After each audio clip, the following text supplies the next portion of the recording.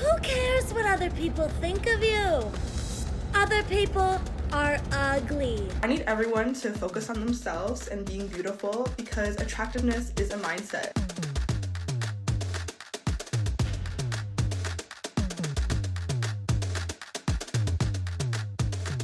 Hi, my name is Chrissy Shapaka. I'm from Chicago, Illinois, and I am 21 years old. Hi, my name is Fiona Fairbairn, also known as Fifi. I am 19 years old and I am from Toronto, Ontario, Canada. A bimbo is somebody who fearlessly embraces their hyperfemininity despite the misogynistic misgivings that society has placed on us.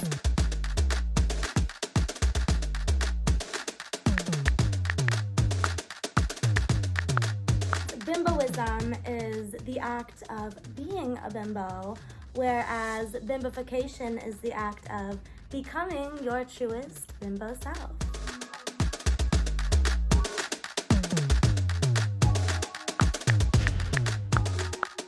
Well, the Bimbo Manifesto is a manifesto, a list of things you could do to start on your bimbo journey. Love yourself, date yourself, figure yourself out, take pride in your appearance. Wake up every day and say, I'm gonna look my best today, I'm gonna feel good my best today. Not everything has to be a critical analysis, and sometimes you could just be there and that's enough.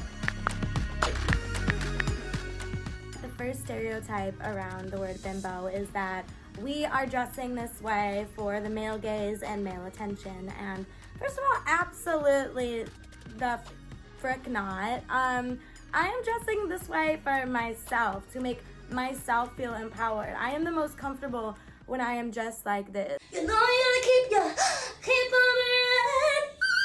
I think another stereotype around the bimbo is our intelligence level. Like, sure, listen, I'm not a mathematician, I never will be, I never want to be, but my emotional intelligence, my creative intelligence, like those are other things that matter that society doesn't want to deem as intelligence. And like, fine, if that's not intelligence, whatever, but like I can put an outfit together way better than you, probably. Lastly, I think there's a stereotype around the way a bimbo should look, like, you know, how their bodies should look or if they should be blonde or not. And honestly, like, if you want to call yourself a bimbo, call yourself a bimbo. You don't have to have blonde hair. You don't have to love the color pink. You can be doing it in your own way. There are goth bimbos out there. I'm sure there's cottagecore bimbos out there. Like, do you. There is no gatekeeping around this. Yes, there is a lot of controversy saying that it's against feminism. People don't agree with it. People say it's manipulative. There's nothing manipulative of saying to love yourself. You just are beautiful. You just are smart. It's a fact. That's just how it is. I think people just get mistaken with the word bimbo, that's why. But it's really nothing like that at all.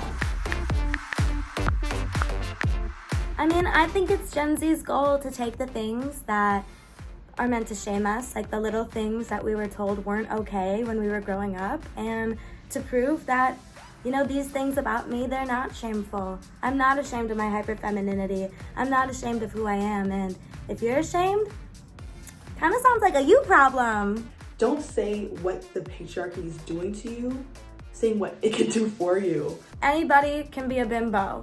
It doesn't matter if you don't look like your stereotypical bimbo. Like, if this is a word that is empowering, then use it for yourself. Use it to embrace your hyperfemininity. I'm Black and Indigenous.